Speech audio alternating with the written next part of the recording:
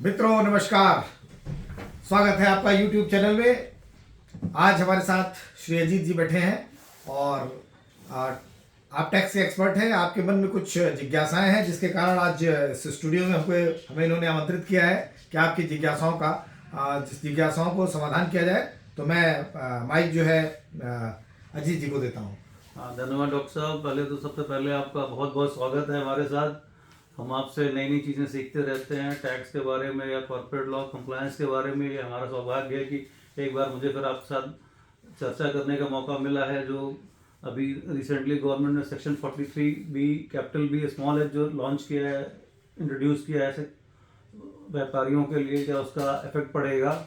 लेकिन इस पर चर्चा करने से पहले मैं थोड़ा चाहूँगा, जो आपका नया वेंचर है फिक्स माई टैक्स, ये टैक्स कंप्लायंसेस के लिए इंडिया में, और CGS कॉर्पोरेट गवर्नेंस सॉल्यूशन, थोड़ा इसकी हमें जानकारी दें, फिर हम उस पर चर्चा करते हैं। धन्यवाद अजीत जी, बहुत ही आज बर्निंग टॉपिक पे आज आपने ये चर्चा रखी है। फिलहाल दोस्तों मैं बता दूं, फिक्स माई टैक्स ये लगभग 100 से ज़्यादा लोगों के का ब्रेन चाइल्ड है। इसमें हम लोगों ने भारत में रहने वाले उन सभी करदाताओं के लिए जो पैन बनवाने से लेकर पैन सरेंडर होने तक जितनी भी कार्रवाइयाँ हो सकती हैं आयकर विभाग की, return filing, TDS filing, appeal, first appeal, second appeal, कोई भी ग्रीवांस, उनका रिडर्सल, और यहाँ तक कि अगर आप वीडियो कॉन्फ्रेंसिंग भी करना चाहते हैं हमारे एक्सपर्ट्स के साथ, तो उन सारी चीज़ों को समेकित करके एक ऐप के माध्यम से, एक सॉफ्टवेयर या वेब पेज के माध्यम से प्रस्तुत किया गया है, जो ऑलरेडी बाजार में अब लॉन्च हो गया है। वेबसाइट का नाम है www.fixmytax.in। ये फिक्स माई टैक्स आपको एक साथ लिखना है। साथ ही आप गूगल प्ले स्टोर पे फिक्स माई टैक्स को डाउनलोड भी कर सकते हैं, और इस पैकेज का, इस सॉफ्टवेयर का आप भरपूर इस्तेमाल करिए। और सबसे बड़ी जो खासियत इस सॉफ्टवेयर की है, इसमें हमने भारत में रहने वाले विभिन्न नीडी और डिजर्विंग कैटेगरी को डिस्काउंट देने की भी व्यवस्था की है। और साथ ही हमारी जो सर्विसेज है बहुत ही चीपेस्ट एंड बेस्ट है, जो कि आप सर्विसेज को यूज़ करते समय अला कार्ड के माध्यम से वहाँ पे आप दे सकते हैं। ठीक इसी प्रकार हमने सिंगापुर की कंपनी टीम वर्क के साथ टेक्निकल टाई अप किया है, और एक प्रोडक्ट भारत में कंपनी सेक्रेटरीज और कंपनीज के डायरेक्टर और LPP में जो पार्टनर्स होते हैं, LLP में जो पार्टनर्स होते हैं, या जो CSR प्रोफेशनल्स होते हैं, जो कॉर्पोरेट कंप्लायंसेस में डील करते हैं, एडवोकेट्स वगैरह, उनके लिए हम लोगों ने एक सॉफ्टवेयर या यूँ कह सकते हैं एक ऐप बना के लॉन्च किया है, जिसका नाम रखा है team work corporate governance solution. तो अगर आप कंपनी सेक्रेटरी हैं या सेक्रेटरियल प्रैक्टिसेस में हैं, तो आप इस सॉफ्टवेयर को डाउनलोड करके यूज़ करिए। ये सॉफ्टवेयर आपको गूगल प्ले स्टोर और एंड्रॉयड और साथ में जो है आप एप्पल वर्जन पे, दोनों पे ये अवेलेबल है, आप इसे यूज़ करें। आइए अजीत जी, आज अपनी चर्चा हम शुरू करते हैं। डॉक्टर साहब, ये जो इनकम टैक्स का नया सेक्शन 43BH है, सबसे पहले तो मैं ये जानना चाहूँगा कि ये सरकार की मंशा क्या है। इनकम टैक्स एक्ट 1961 और MSME एक्ट 2006, या दोनों का ये तालमेल बैठा के कुछ व्यापारियों के भले के लिए, या सरकार अपने लिए कुछ टैक्स ज़्यादा चाहती है, क्या इंटेंट क्या है गवर्नमेंट का, इन दोनों को क्लब करके क्या प्रोविजन निकाला है सर? बहुत बढ़िया। Section 43 capital B small H, ये सेक्शन लॉन्च हो गई है, अब बाजार में आ गई है। अब हमारे सभी chartered accountant, cost accountant, company secretaries, professionals और व्यापारियों को, खास तौर से बड़े व्यापारियों को, छोटे व्यापारियों को, हमको लगता है इन सबको इस सेक्शन का अध्ययन करना बहुत ही आवश्यक है। इस सेक्शन को लॉन्च करने के पीछे, या इस सेक्शन को, इस धारा को आयकर अधिनियम में डालने के पीछे सरकार का उद्देश्य अपने शिखर को बढ़ाना कतई नहीं है, बल्कि समाज में जो छोटे व्यापारी हैं, सूक्ष्म स्तर के व्यापारी हैं, या मझोले छोटे स्तर के व्यापारी हैं, जिनको हम इस माइक्रो और स्मॉल बिजनेसमैन की श्रेणी में ले जाते हैं, चाहे वो सर्विस सेक्टर में हो और चाहे वो गुड्स के सेक्टर में हो, इन्वॉल्व हो, उनको पेमेंट प्रॉम्प्ट मिले, उस उद्देश्य से ये धारा लागू की गई है।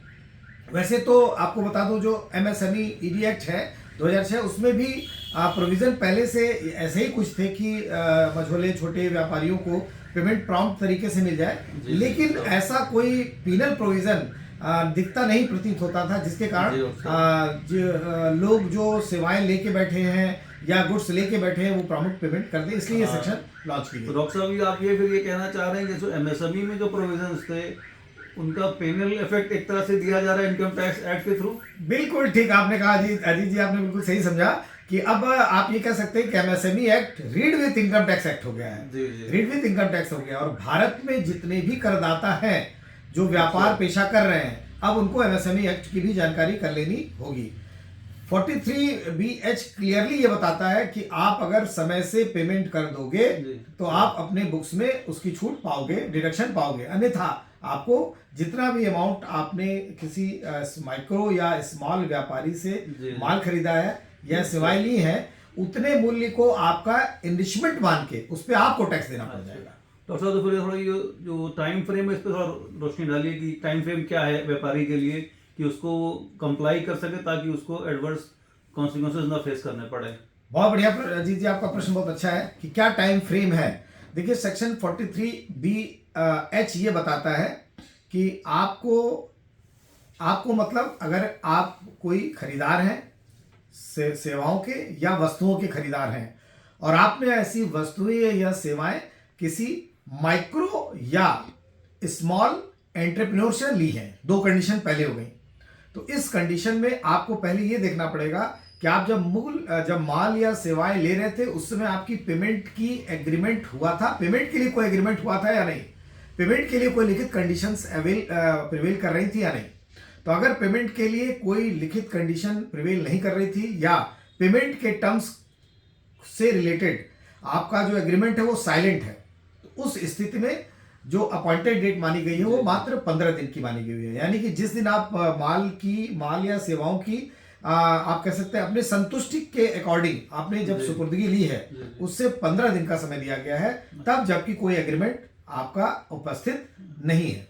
अच्छा, मान लीजिए इसमें कोई जैसे कोई ऑब्जेक्शन लगता है, कोई व्यापारी है सामान खरीदा, उसने जाके सामान ले आया, कुछ सामान डिलीवर हुआ उसको, तो कुछ उसमें वो ऑब्जेक्शन लगाता है कि नहीं ये सामान सही नहीं है अभी, तो उस केस में हमारे पास क्या असर रहेगा फिर? जाहिर सी बात है, एक्चुअली ऐसा होता है कि जहां पे सामान की डिलीवरी दी जा रही है और जहां सामान या वस्तुएं सेवाएं खरीदी जा रही हैं वो अप टू द मार्क ना हो या कम हो, संख्या में कम हो या क्वालिटी वो जो ऑर्डर किया वो नहीं मिला, उस केस में ये एक्ट ये बताता है कि अब आपको सजग रहना पड़ेगा। रिसिपिएंट को 15 दिन के अंदर, जब पहली डिलीवरी मिली 15 दिन के अंदर अपना ऑब्जेक्शन रेज कर देना पड़ेगा कि ये प्रॉब्लम है। और जो ऑब्जेक्शन रेज हुआ उसको जिस दिन विक्रेता ने या सर्विस प्रोवाइडर ने जिस दिन उसको रिमूव कर दिया और आपके पास 100% होलसेम डिलीवरी आ गई, उस दिन से फिर एग्रीमेंट न होने के केस में 15 दिन का समय माना जाएगा कि 15 दिन के अंदर आप भुगतान कर देंगे। एक तरह से ये सरकार ने एक लिबर्टी दी है कि अगर कुछ चीजें गुड्स खराब है तो उसको आप टाइम दिया है कि आप उसको सही करके तब आगे आप बिल्कुल बिल्कुल बिल्कुल बिल्कुल।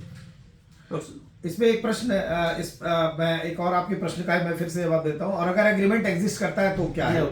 तो इसमें न्यूनतम 15 दिन का, तब जब अगर एग्रीमेंट नहीं लगता है तो 15 दिन है, और अगर एग्रीमेंट है तो एग्रीमेंट कितने भी दिन का हो सकता है दोनों व्यापारियों के बीच में। लेकिन सरकार का ये कहना है कि जो सूक्ष्म और जो छोटे स्तर के उद्योग हैं वो अपनी वर्किंग कैपिटल बनाए रहे, पहली बात।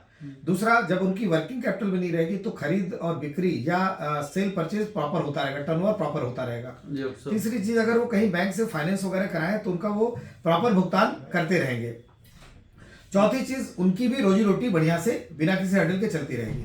तो इन 4 चीजों पे भारत सरकार फोकस कर रही है। हो सकता है कि कोई व्यापारी अपने हितों की उतनी गणना न कर पाए और उस केस में वो हो सकता है कि दो लोगों के बीच में 60 दिन, 90 दिन, 180 दिन ऐसा एग्रीमेंट हो जाए। हाँ, मान लीजिए किसी दिन 180 दिन का है, 180 दिन का एग्रीमेंट हो गया पेमेंट का, लेकिन जैसा आप बता रहे हैं लॉ 45 उसमें फिर वही चलेगा। बिल्कुल बिल्कुल बिल्कुल अजीत जी। तो यहाँ पे सरकार ने निर्धारित कर दिया है कि अगर आप कोई एग्रीमेंट कर रहे हैं नंबर ऑफ डेज का, तो वहां पे वो जो नंबर ऑफ डेज आपके एग्रीड है वो या 45 दिन, which ever is earlier, which ever is lower, ये माना जाएगा कि कम हो 45 दिन या ठीक है, वो ही यहाँ पे कुल चीज आपका आधार दिया जाएगा पेमेंट का। तो इसका मतलब आप यूं कह सकते हैं कि गवर्नमेंट ऑफ इंडिया का ये कहना है या इनकम टैक्स डिपार्टमेंट का ये कहना है कि अगर आप अपने सामान या वस्तुओं की खरीद की है और उसको पेमेंट के अगेंस्ट में आप डिडक्शन चाहते हैं तो आपको एग्रीमेंट ना होने के केस में 15 दिन के अंदर भुगतान कर देना पड़ेगा।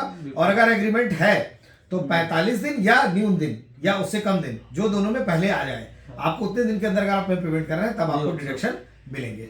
डॉक्टर साहब, मैं ये जानना चाहूँगा, जैसे कि आप देख रहे हैं वित्त वर्ष हमारा खत्म होने पे जनवरी हमारा आधा बीत गया है और अब मार्च हमारा क्लोजिंग पे आ रहा है। इस साल फिर वही वित्तीय वर्ष की सारी अकाउंट फाइनलाइज होंगे, बैलेंस शीट ऑडिट होगा, सीए लोग करते हैं अपना, तो इसके लिए व्यापारियों को क्या ध्यान देने की जरूरत है, इस संशोधन के संदर्भ में क्या ध्यान देने की जरूरत है? बहुत बढ़िया, चूंकि ये धारा लागू हो चुकी है इसलिए बहुत अच्छा प्रश्न किया है। आपको याद होगा जी जब हम लोग छोटे थे हम लोग को कहीं कैलेंडर नहीं मिलता था तो हम लोग ऐसे करके कैलेंडर बनाते थे, जनवरी फरवरी मार्च अप्रैल ऐसे करके कैलेंडर बनाते थे।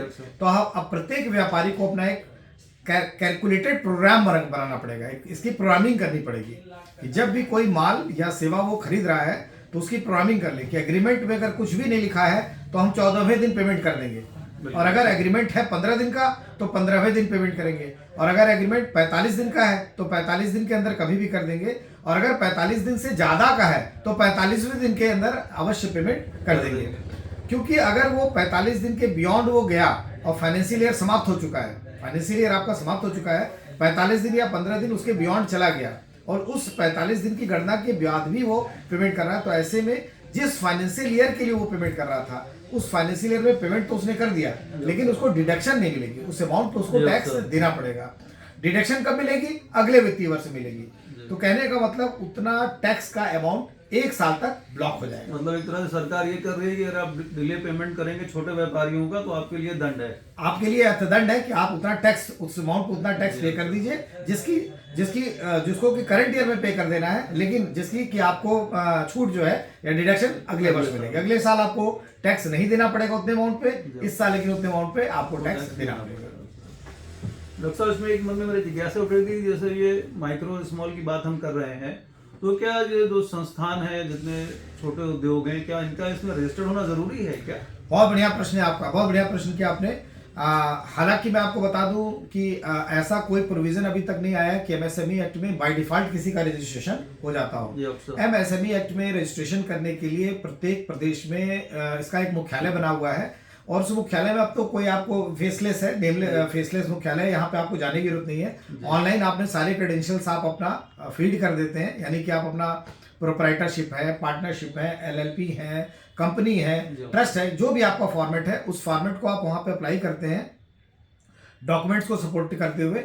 वहाँ 2 प्रश्न वो जरूर पूछते हैं आपसे रजिस्ट्रेशन करते समय कि आप क्या टर्नओवर कितना है गत वर्ष में अगर आप लेट रजिस्ट्रेशन करा रहे हैं, और या आपका प्लांट एंड मशीनरी में इन्वेस्टमेंट कितना है, ये प्रश्न पूछते हैं। तो अगर आप ये नहीं बता पाते, इसका उत्तर नहीं दे पाते एज ऑन डेट, तो आपका रजिस्ट्रेशन वो प्राइमरली कर लेते हैं। फिर जब आप उसमें अमेंडमेंट कर देते हैं 1 आध साल बाद, तब वो कैटेगराइज कर देते हैं कि आप माइक्रो है, स्मॉल है या मीडियम है। जैसा कि इस एक्ट में माइक्रो और स्मॉल को अगर डिफाइन किया गया तो आज की तिथि में यानी कि जो अभी करंट जो प्रिविलिंग प्रोविजंस हैं जो इंटरनेट वगैरह में दिख रहे हैं, जो एक्ट में दिख रहे हैं, वो ये दिख रहा है कि अगर किसी व्यापारी का प्लांट और मशीनरी में इन्वेस्टमेंट 1 करोड़ रुपए तक का है, जी ठीक है, और उसका जो टर्नओवर है या उसका टर्नओवर 5 करोड़ रुपए से कम है, तो ऐसे को हम माइक्रो की श्रेणी में ले जाते हैं। ठीक इसी प्रकार जो स्मॉल की परिभाषा है उसमें 10 गुना बढ़ा दिया गया है कि प्लांट एंड मशीनरी में जिनका इन्वेस्टमेंट 10 करोड़ रुपए तक का है और जो टर्नओवर अपना 10 करोड़ रुपए तक कर रहे हैं उनको हम स्मॉल श्रेणी में ले जाएंगे। जाहिर सी बात है इसके बाद की जो श्रेणी होगी वो मीडियम की श्रेणी बनेगी। तो मीडियम को इस एक्ट में, इस इनकम टैक्स एक्ट 1961 की धारा 43BH से आप कह सकते हैं वेव कर दिया गया है, छोड़ दिया गया है। जो मीडियम ऑर्गेनाइजेशन को छोड़ दिया गया, चूंकि मीडियम ऑर्गेनाइजेशन आजकल अजीत जी आप जानते हैं एडवांस लेके काम करती हैं। वो पहले डीडी पहले रख, क्योंकि उनका गुडविल होता है, उनका अपना मार्केट का स्ट्रक्चर होता है, मार्केटिंग स्ट्रेटजी होती है, उनका गुड्स पहले ही वो इतने स्कैर्सिटी में होते हैं, प्रोडक्शन में होते हैं कि वो एडवांस में डीडी या चेक लेके ही आरटीजीएस करा के फिर वो गुड्स की सप्लाई या सर्विस की अप्लाई करते हैं। आज के परिदृश्य में तो देखते हैं लोग जो थोड़ी बड़ी कंपनी है, आपने कहा मीडियम, वो पहले आप हमको डीडी दे दीजिए तब हम आपका ऑर्डर प्रोसेस करेंगे या फॉरवर्ड करेंगे। बिल्कुल। तो आप हम लोग संक्षेप में जी हम लोग ये कह सकते हैं, फिर से समराइज वे में ये कह सकते हैं कि धारा 43H ये कहती है कि आपको डिडक्शन तभी मिलेगा जब आप पेमेंट कर देंगे। ध्यान रखिए 45 दिन का एग्रीमेंट है तो 45 दिन के अंदर करेंगे, 15 दिन का एग्रीमेंट है तो 15 दिन में कर देंगे, अगर कोई एग्रीमेंट एग्जिस्ट नहीं कर रहा है तो 15 दिन के अंदर ही आप पेमेंट कर देंगे। फाइनेंशियल ईयर को जो एक लिमिट दी गई है, क्योंकि पहला फाइनेंशियल ईयर है तो यहाँ पे 31 मार्च को एक आप ये कह सकते हैं एक कट ऑफ डेट बना दी गई है।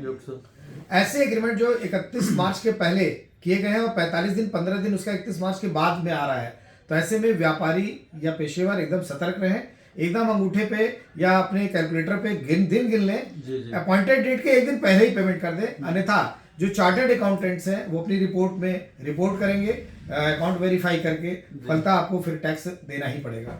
यहाँ पे मैं अजीत जी एक बहुत बड़ी मुख्य बात बता दूं कि जब 43B की बात आती है तो यहाँ पे प्रोफेशनल सोचता है कि payment made at the time of before the due day filing of return. जी जी 43BH जो है ये उससे और आगे निकल गई सेक्शन। इसका रिटर्न की फाइलिंग डेट से ड्यू डेट से कोई लेना देना सरोकार नहीं है। यहाँ सिंपल ये कहते हैं कि जब इनवॉइस आपकी माल की सुपुर्दगी हो गई तो बस उसके बाद का 15 दिन 45 दिन ये काउंट कर लीजिए, फ्रेम जो हमारा काउंट कर कंप्लाई लीजिए। करना है। और अगर आपका एग्रीमेंट 45 दिन से ज्यादा है तो फिर आप 45 दिन से ज्यादा की पीरियड को भूल जाइए, 45 दिन पे आके रजिस्टर कर लीजिए। बहुत बढ़िया साहब। है ना, कुल मिला के इससे मेरे ख्याल से एक सौहार्द बना रहेगा।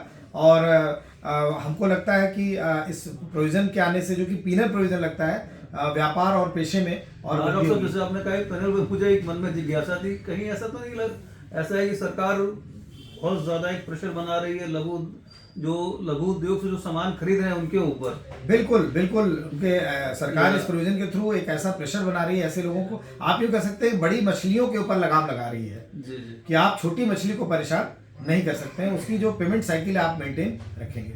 इसके देखिए दो फायदे हैं। अब सूक्ष्म और छोटे स्तर के उद्योगों को भी पेमेंट प्रॉम्प्टली मिल जाएगा। मैं तो अपने सारे क्लाइंट्स को यही कहता हूं कि अब आप जैसे बड़े और सक्षम व्यापारियों के यहाँ एडवांस में डिमांड ड्राफ्ट देकर फिर आप पेमेंट सामान मंगवाते थे, यही प्रकृति और यही भावना अब आप माइक्रो और स्मॉल के साथ भी रखिए कि बेस्ट ये कि ना 15 दिन ना 45 दिन तुरंत पेमेंट देके आप अपना ट्रांजेक्शन करिए। बहुत बढ़िया अफसर।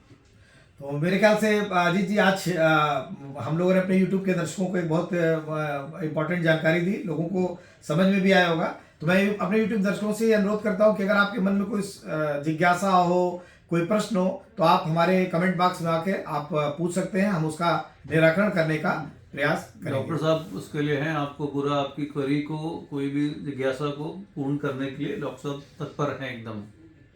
और अंत में डॉक्टर साहब मैं कंक्लूड करने से पहले आपको फिर एक बार बधाई दूंगा फिक्स माई टैक्स और CGS के लिए। धन्यवाद। और मैं यही आशा करता हूँ जितने प्रोफेशनल्स हमारे इंडिया में हैं, चाहे वो चार्टर्ड अकाउंटेंट्स हैं, कॉस्ट अकाउंटेंट्स हैं या कंपनी हैं, वो ये इवन जो टैक्स के एडवोकेट्स हैं, वो इस सुविधा का भरपूर उपयोग करेंगे अपने कार्यों को क्रियान्वित करने के लिए। डॉक्टर साहब धन्यवाद अजीत जी, धन्यवाद दर्शकों का धन्यवाद।